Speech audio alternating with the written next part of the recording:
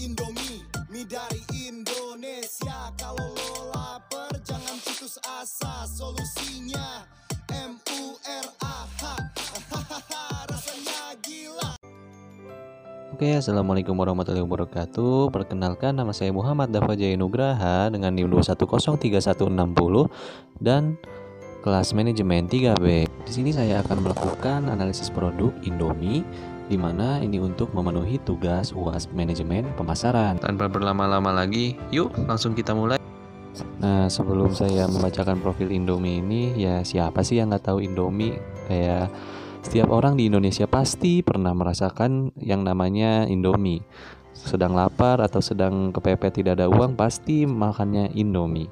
Nah, jadi Indomie adalah merek mie instan yang diproduksi oleh Indofood CBP, anak perusahaan Indofood di Indonesia. Indofood sendiri merupakan produsen mie instan terbesar di dunia dengan 16 pabrik. 15 miliar paket Indomie diproduksi setiap tahun. Indomie juga diekspor ke lebih dari 60 negara di dunia. Pasar ekspor utama Indofood termasuk Timor Leste, Australia, Papua Nugini, Arab Saudi, Taiwan, dan bahkan negara-negara di Eropa, Afrika, Timur Tengah, dan Asia. Di luar pabrik utamanya di Indonesia, Indomie telah diproduksi di Nigeria sejak 1995, di mana produk tersebut merupakan merek yang sangat populer. Indofood memiliki pabrik pembuatan mie instan terbesar di Afrika. Ya, sebagaimana yang kita ketahui juga, ternyata di Nigeria itu memang sudah sangat terkenal ya, bahkan ada orang yang membuatkan iklan untuk Indomie ini. Nah, pertama-tama mari kita analisis SWOT-nya terlebih dahulu. Strengths, weakness, opportunities, dan threats-nya Indomie. Kita mulai dari strengths-nya. Jadi, yang pertama, keahlian dalam cita rasa di Indonesia. Ya, orang-orang Indonesia sudah sangat tidak asing dengan cita rasa yang disajikan oleh Indomie. Lalu yang kedua, produksinya rendah biaya. Ya, seperti yang kita tahu, harga Indomie pun sangatlah murah. Lalu yang ketiga, jangkauan distribusi luas. Seperti yang saya sudah katakan tadi, Indomie ini sudah terdistribusi di banyak negara. Lalu yang keempat, kecepatan dalam menjangkau konsumen. Ya, sekali konsumen mencoba produk Indomie, pasti akan suka. Lalu yang kelima, brand yang sudah terkenal. Karena dengan keahliannya dalam cita rasa itu, Indomie pun menjadi brand yang mudah dikenal. Oke, kita lanjut ke yang kedua, yaitu weakness atau kelemahan. Yang pertama, terlalu banyak brand yang dikeluarkan. Indomie tidak hanya mengeluarkan brand dengan kemasan mie instan seperti itu, tapi ada juga Indomie dalam bentuk pop mie atau ya cup noodle gitu ya. Lalu yang kedua, terlalu banyak inovasi rasa yang dibuat oleh Indofood. Bukan hanya rasa original saja yang dikeluarkan oleh Indomie, tetapi ada juga rasa seperti ayam pop, ayam geprek, cabai hijau, dan lain-lain. Memang sebenarnya yang paling laku adalah rasa original. Namun rasa-rasa yang lain ini belum bisa mengalahkan rasa original, sehingga belum terlalu selaku yang rasa original. Lalu yang ketiga, permintaan pasar yang belum terpenuhi.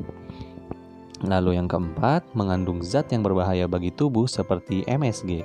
Seperti yang kita ketahui, kalau memakan Indomie berlebihan seperti setiap hari akan menyebabkan usus buntu tentunya, dan sangat tidak baik untuk kesehatan kita.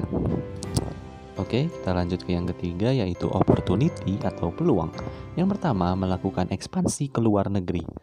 Ya, seperti yang saya sudah bilang tadi, Indomie sudah banyak sekali ada melakukan impor ya di negara-negara Eropa, Afrika, dan Asia. Lalu yang kedua, melakukan join dengan perusahaan yang memiliki produk yang sejenis. Dan yang ketiga, melakukan diversifikasi terhadap produk lain. Oke, sekarang yang keempat, yaitu threat atau ancamannya. Yang pertama, ketatnya persaingan yang dilakukan pesaing dalam hal iklan maupun inovasi. Seperti yang kita ketahui, sekarang produk mie instan bukan hanya Indomie saja yang populer.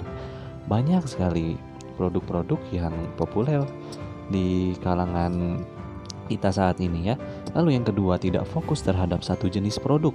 Ya, Indomie tidak hanya fokus dalam produk mie instan dalam kemasan seperti itu saja. Seperti yang saya sudah bilang tadi, ada juga yang dalam pop mie-nya gitu ya. Lalu yang ketiga, penelitian yang dilakukan oleh para ahli gizi mengenai kandungan zat yang ada di Indomie terhadap produk lain. Ya, seperti yang saya sudah bilang juga tadi, kalau bahwa di Indomie itu mengandung zat MSG dan tentunya itu berbahaya bagi tubuh. Lalu yang keempat, menciptakan mie dengan bahan-bahan yang lebih sehat seperti bahan-bahan organik. Ya, sekarang lebih banyak produk mie yang lebih sehat daripada Indomie. Selanjutnya saya akan melakukan analisis STP atau segmentasi, targeting, dan juga positioning. Yang pertama kita akan melakukan analisis segmentasinya terlebih dahulu. Analisis segmentasi ini ada dua macam, yaitu segmentasi geografis dan segmentasi demografis. Segmentasi geografis ini, produk mie instan di Indonesia dinilai cocok untuk seluruh masyarakat Indonesia. Indomie melakukan segmentasi geografi di seluruh wilayah Indonesia dari Sabang sampai Merauke. Indofood memiliki jaringan distribusi mie instan yang terluas di Indonesia yang menembus sampai akhir ke setiap sudut kepulauan. Ya, jadi Indomie ini membuat gudang stok ditempatkan pada area-area yang memiliki outlet retail yang banyak, termasuk pasar tradisional, sehingga setiap gudang dapat melayani masing-masing area geografis dalam waktu yang sesingkat mungkin. Lalu di segmentasi demografis terbagi menjadi 4, yaitu segmentasi berdasarkan usia, jenis kelamin, pendidikan, dan juga psikografis. Kalau berdasarkan usia, tentu saja produk Indomie ini lebih ke arah kalangan remaja ke atas ya. Karena untuk anak-anak sendiri memang tidak terlalu direkomendasikan untuk mengkonsumsi Indomie, tetapi Indomie pun memiliki produk yang bernama My Noodles. My Noodles ini mie dengan wortel dan rumput laut.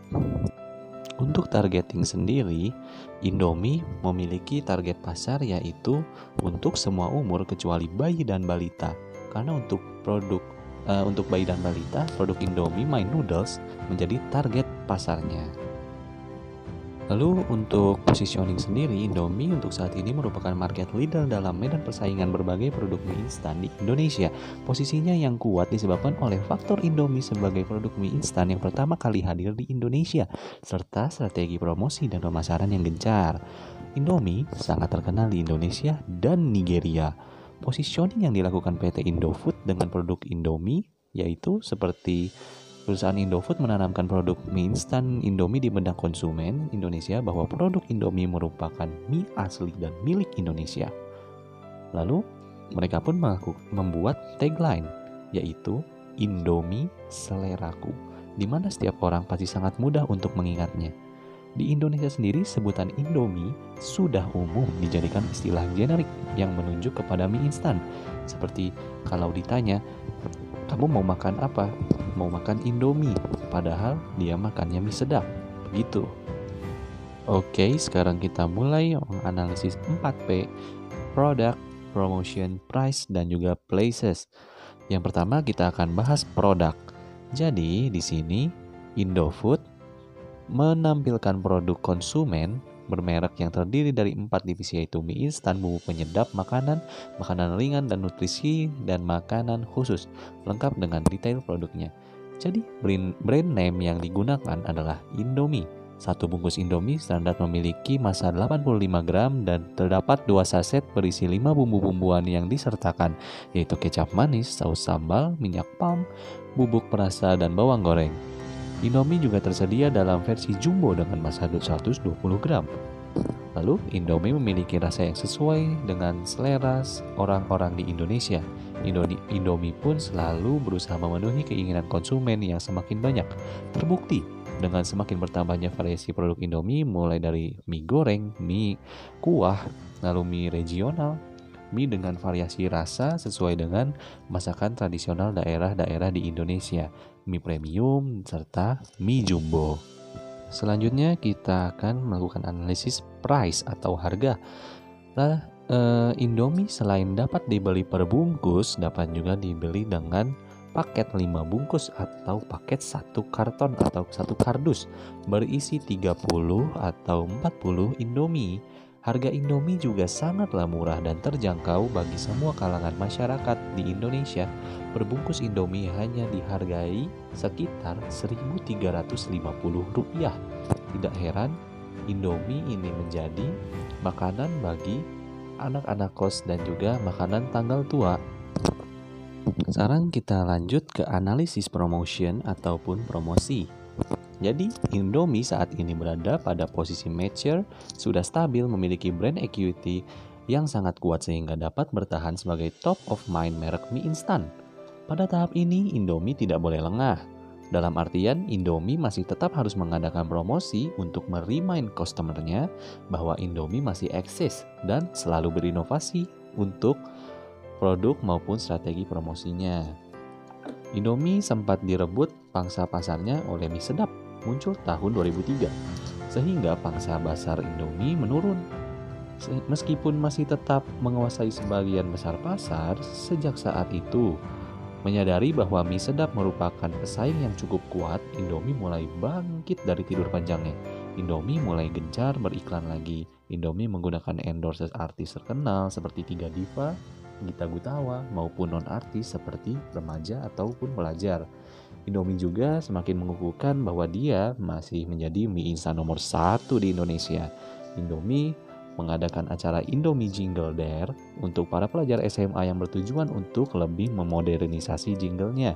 Hal ini dimaksudkan untuk lebih meningkatkan brand awareness remaja atau pelajar mengenai produk Indomie. Indomie melihat remaja atau pelajar sebagai customer masa depan. Jadi sejak sekarang Indomie mulai memberikan semacam edukasi mengenai Indomie. Ya, dari penelitian dengan cara menyebarkan kuesioner, Indomie pun telah banyak dikenal di kalangan masyarakat. Hal ini dapat diwujudkan karena adanya suatu strategi yang tepat yang digunakan oleh perusahaan dalam memasarkan produk mie instan tersebut. Selain kelebihan yang dimiliki tersebut, Indomie mempunyai kelemahan di masa lampau seperti tidak siapnya produk mie instan tersebut dalam menghadapi persaingan sehingga mengalami suatu kemunduran di masa lampau. Hal ini kiranya menjadi perhatian dari manajemen agar lebih siap menghadapi persaingan ke depannya. Yang terakhir yaitu places. Pendistribusian adalah kegiatan pemasaran yang berusaha memperlancar serta mempermudah penyampaian produk dan jasa dari produsen kepada konsumen, sehingga pengguna akhir sebagai tujuan akhir dapat memperoleh barang yang dibutuhkan tepat waktu. Sebaik-baik apapun suatu produk dihasilkan dan dipromosikan, namun jika kesediaannya tidak dijamin, keberadaannya atau sulit didapat, konsumen pun pasti enggan untuk bertahan pada produk tersebut. Jadi, jenis saluran distribusi mie instan Indomie yaitu dari produsen ke wholesaler, lalu ke retailer, lalu ke konsumen. Karena produk mie instan tahan lama dan tidak mudah rusak, sehingga produk Indomie tidak ada masalah jika menggunakan saluran distribusi yang panjang. Jadi, dari produsen menyalurkan ke wholesaler atau pedagang besar, lalu disalurkan kembali biasanya dibeli retailer, pedagang pengecer seperti warung-warung, dan akhirnya sampai ke tangan konsumen. Cukup sekian paparan analisis yang bisa saya sampaikan. Mohon maaf bila ada kata-kata yang kurang mengenakan. Wassalamualaikum warahmatullahi wabarakatuh. Indomie, mie dari Indonesia. Kalau lo lapar jangan putus asa, solusinya